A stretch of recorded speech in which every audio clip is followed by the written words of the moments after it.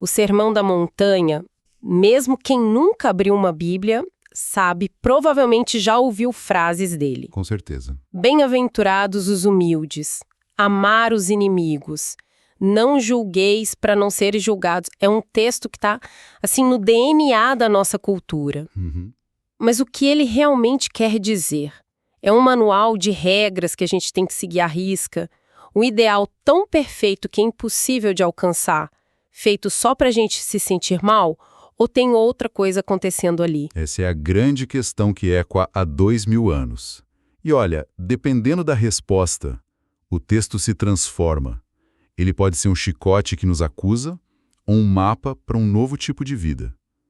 A forma como lemos define tudo. E para investigar isso, nós mergulhamos numa análise fascinante do teólogo Joaquim Jeremias. Nossa missão aqui é ir além da superfície, sabe? Desmontar as interpretações históricas e entender qual era a função original desse texto para os seus primeiros ouvintes. Sim, o propósito original. Exato. Vamos passar por 3 teorias clássicas que tentaram decifrar esse enigma antes de chegar a uma conclusão que, francamente, muda o jogo. Ok, vamos começar a desempacotar isso. O material que a gente está analisando começa apresentando as 3 grandes correntes de interpretação que dominaram a história. A primeira é a que o texto chama de concepção perfeccionista. O nome já dá uma boa pista, né? Exatamente. É a visão mais direta e talvez a mais intuitiva. Teólogos como Hans Winch defenderam que o sermão é, literalmente, uma nova lei, mais exigente, mais perfeita, que os seguidores de Jesus precisam cumprir. Entendi. A lógica é a do Antigo Testamento, mas elevada a uma nova potência, sabe? Obedeça a estes mandamentos e você viverá uma vida que agrada a Deus. Jesus seria o novo legislador, estabelecendo as regras do jogo. Certo, uma espécie de termos e condições da fé. Mas, ao mesmo tempo, o material aponta que algumas dessas ideias não eram totalmente novas. Não mesmo. A famosa regra de ouro, por exemplo, faça aos outros o que quer que lhe façam. Já tinha uma versão muito parecida nos ensinamentos do Rabino Hillel, um pouco antes de Jesus. Então, o que há de tão revolucionário aqui? Essa é uma ótima pergunta, porque a diferença está nos detalhes. O que é fascinante, assim, são as diferenças. Primeiro, a densidade. No Talmud, você precisa meio que garimpar essas pérolas de sabedoria. Certo. No Sermão da Montanha, é uma avalanche. É uma concentração de ensinamentos radicais que não tem paralelo. Segundo, o nível da exigência. Jesus não apenas repete, ele intensifica. Muito. A proibição do divórcio, o mandamento de amar os inimigos. Exato. Isso ia muito além do padrão da época. E tem um terceiro ponto que a fonte destaca, que é audacioso, para dizer o mínimo. Sem dúvida. É o ponto crucial. Jesus se coloca em oposição direta à Torá, a lei sagrada de Moisés. Ele usa aquela fórmula: ouvistes o que foi dito aos antigos. Eu, porém, vos digo. Nossa, isso é muito forte. É de uma ousadia monumental. Ele não está só interpretando a lei, ele está se colocando como a autoridade final acima dela. Nenhum rabino jamais ousaria fazer isso. É uma reivindicação de autoridade que muda completamente o contexto. Autoridade suprema. Mas aqui é que a coisa fica realmente interessante, porque a segunda interpretação vira essa lógica de cabeça para baixo. Totalmente. É a teoria do ideal inatingível. É um giro de 180 graus. Essa é a visão que se tornou central na reforma protestante com Lutero. A ideia aqui é que os mandamentos são, de propósito, impossíveis de cumprir. Impossíveis? Sim.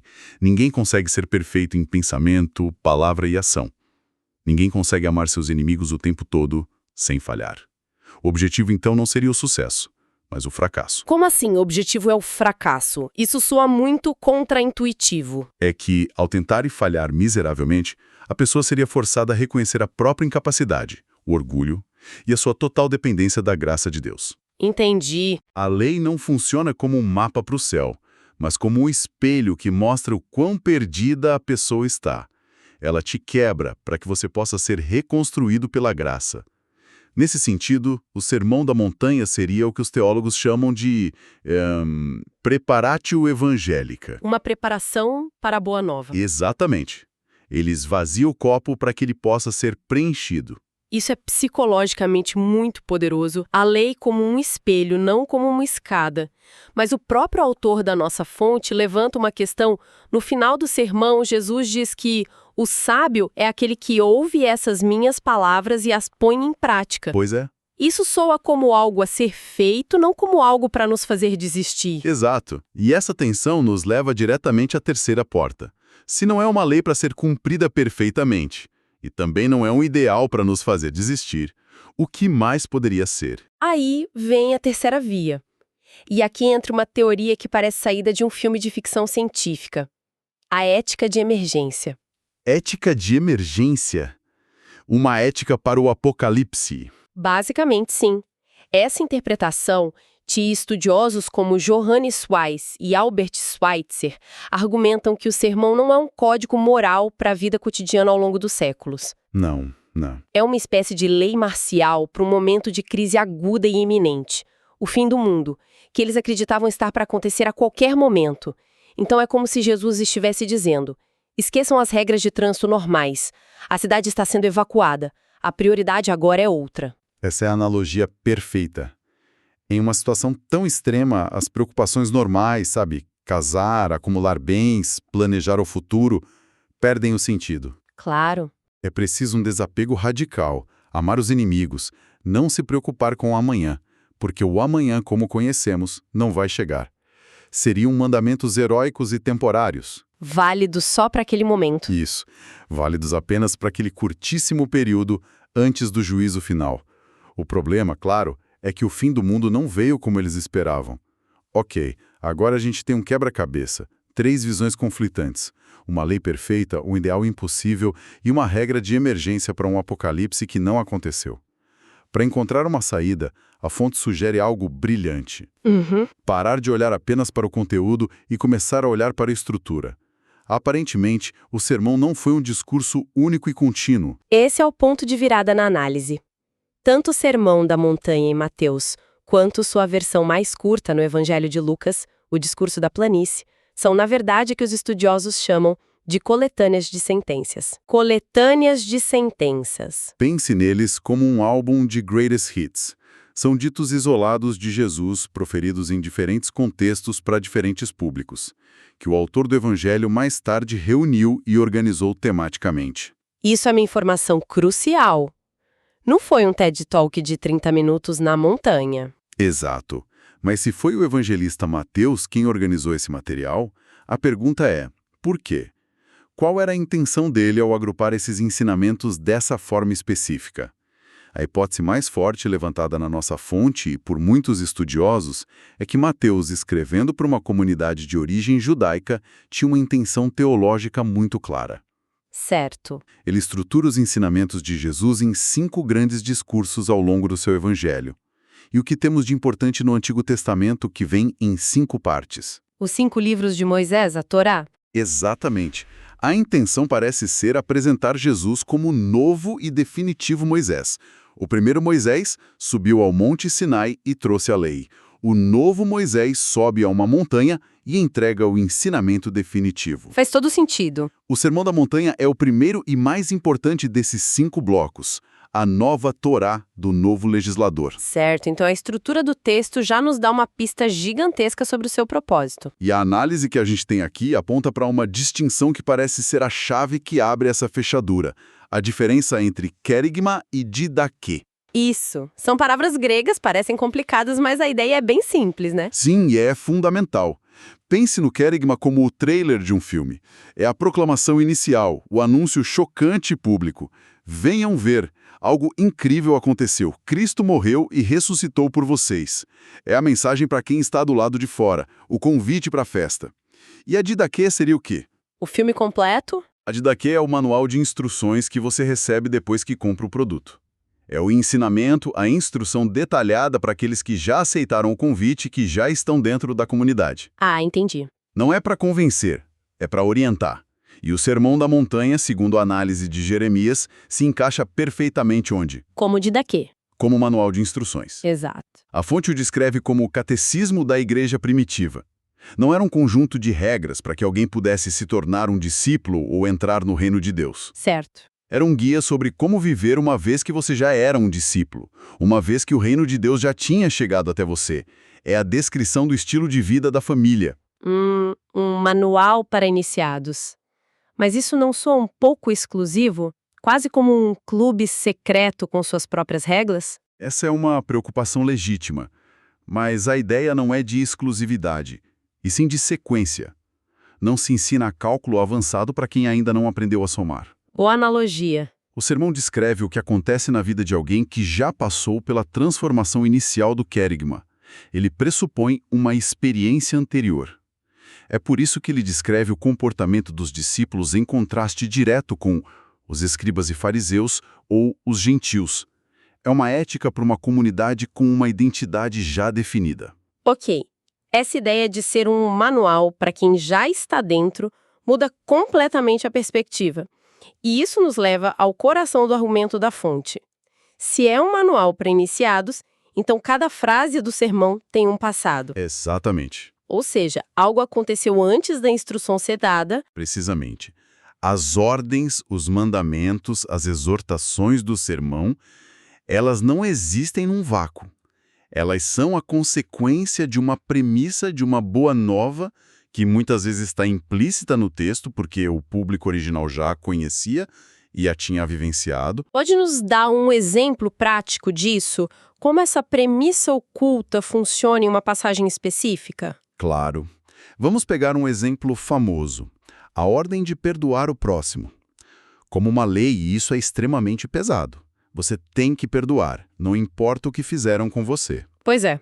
Mas dentro da lógica da didaquê, essa ordem só é dada porque a premissa já foi estabelecida. Você foi perdoado por Deus de uma dívida impagável. O perdão que se dá não é o que faz ser perdoado, é a consequência natural de já ter sido perdoado. A ordem da equação é invertida. Não é perdoe para ser perdoado. É você foi perdoado, então agora perdoe. Exatamente. Outro exemplo, amai os vossos inimigos. Que mandamento mais difícil. Mas ele não vem do nada. Ele é a consequência da revelação anterior. Que seria: vocês agora são filhos de um Pai celestial que não faz distinção, que envia seu sol e sua chuva sobre bons e maus, justos e injustos. O amor aos inimigos é simplesmente agir como um filho que se parece com o pai. Entendi. Ou pense na famosa frase, vós sois a luz do mundo. Na visão legalista, isso é um peso. Seja a luz, não me decepcione. Na visão da didaquê, é uma afirmação de identidade. A luz de Deus já foi acesa em você. Agora, simplesmente não a esconda. Nossa, isso muda tudo. Não se trata de um esforço heróico para merecer algo, mas de uma resposta natural a um presente que já foi recebido. É viver de acordo com uma nova realidade, uma nova identidade. E isso nos leva à grande conclusão da análise de Jeremias, que é ao mesmo tempo simples e revolucionária. O Sermão da Montanha não é lei, e sim evangelho. Não é lei, é evangelho. Não é um código legal para ser cumprido, mas a descrição de uma fé vivencial.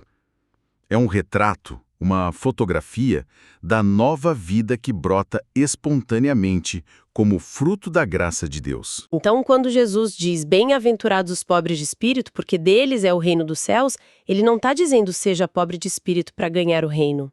Exato. Ele está dizendo, você que se reconhece sem nada a oferecer, quebrado, a você o reino já foi dado como um presente. E essa é a sua felicidade. A premissa vem primeiro. Uau! O sermão inteiro é a descrição de como o mundo se parece quando se vive a partir dessas premissas. Seus pecados estão perdoados, você é filho de Deus, você pertence ao reino. Ele simplesmente descreve como essa vida se manifesta na prática. Então, depois de toda essa jornada, o Sermão da Montanha não é uma lista de regras impossíveis para nos esmagar, nem um código de emergência para um fim do mundo que não veio e nem mesmo uma nova lei para ser obedecida na ponta do lápis. Não. Ele é, na verdade, um retrato de uma vida que foi radicalmente transformada pela graça. É a descrição do mundo visto através de novas lentes, as lentes do perdão recebido e da filiação divina. As instruções não são o ponto de partida para a jornada. Elas são as pegadas deixadas por quem já está caminhando. Nossa. O ponto de partida, a premissa que precede e energiza cada palavra é a Boa Nova. Essa releitura é realmente poderosa. Ela tira o peso esmagador da performance e coloca o foco na transformação. E isso nos deixa com uma pergunta para refletir, que vai muito além desse texto específico. Se olharmos para nossas próprias vidas, para nossos códigos de conduta pessoais ou profissionais, qual é a boa nova não dita, a crença central que precede e motiva tudo o que fazemos? Qual é a premissa que impulsiona a maneira como vivemos?